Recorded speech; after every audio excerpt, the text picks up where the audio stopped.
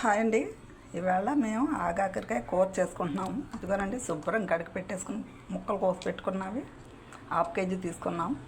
ఇదిగోండి, ఒక 50 గ్రాములు వేరుశెనగ పలుకులు వేస్తున్నాను పొడి చేయడానికి. 5-6 పచ్చిమిరపకాయ ముక్కలు కోసుకున్నాను.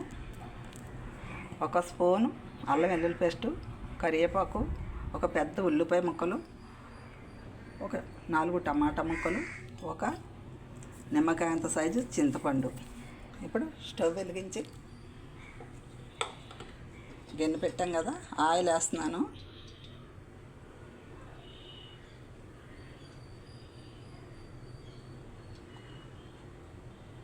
కూరకు సరిపడా ఆయిల్ వేసాను. ఆయిల్ వేడెక్కిపోయింది కదా, ఇప్పుడు కొద్దిగా ఆవాలు వేస్తున్నాను. తర్వాత కరివేపాకు వేస్తున్నాను. తర్వాత పచ్చిమిరపకాయ ముక్కలు వేస్తున్నాను.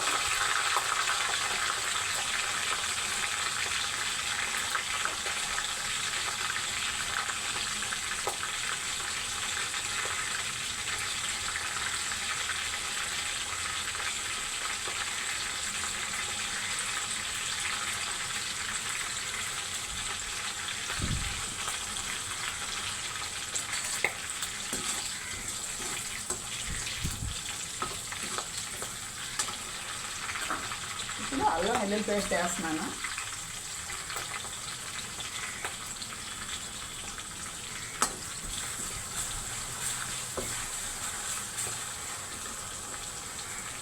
తర్వాత ఉల్లిపాయ ముక్కలు వేస్తున్నాను.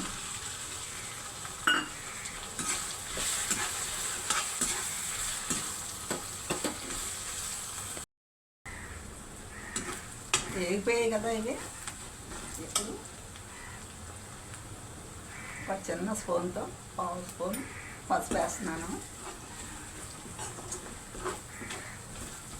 ఇప్పుడు కోసి పెట్టుకున్న టమాటా ముక్కలు వేస్తున్నాను.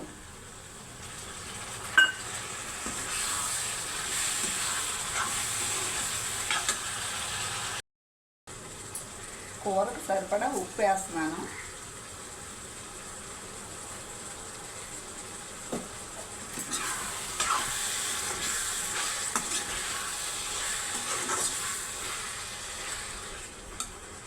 కోసి పెట్టుకున్న ఆగాకరకాయ ముక్కలు వేస్తున్నాను.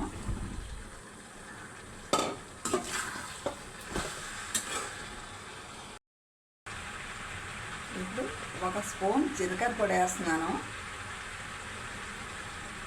1 స్పూన్ ధనియాల పొడి వేస్తున్నాను. 2 స్పూన్లు కారం వేస్తున్నాను.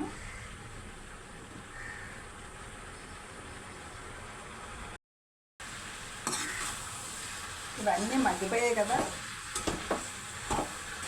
ఇప్పుడు మిక్సీ పట్టుకుని ఉంచుకున్నాం కదా పల్లి పొడి వేస్తున్నాను.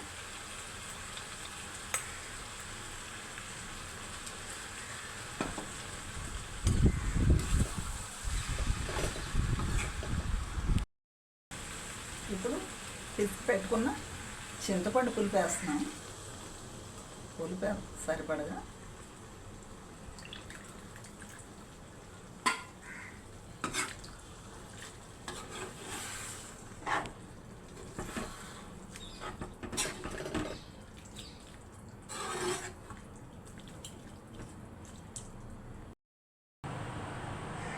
ఎందుకండి, నూనె పైకి తేరిపోయింది కదా, కూర ఉడికిపోయింది.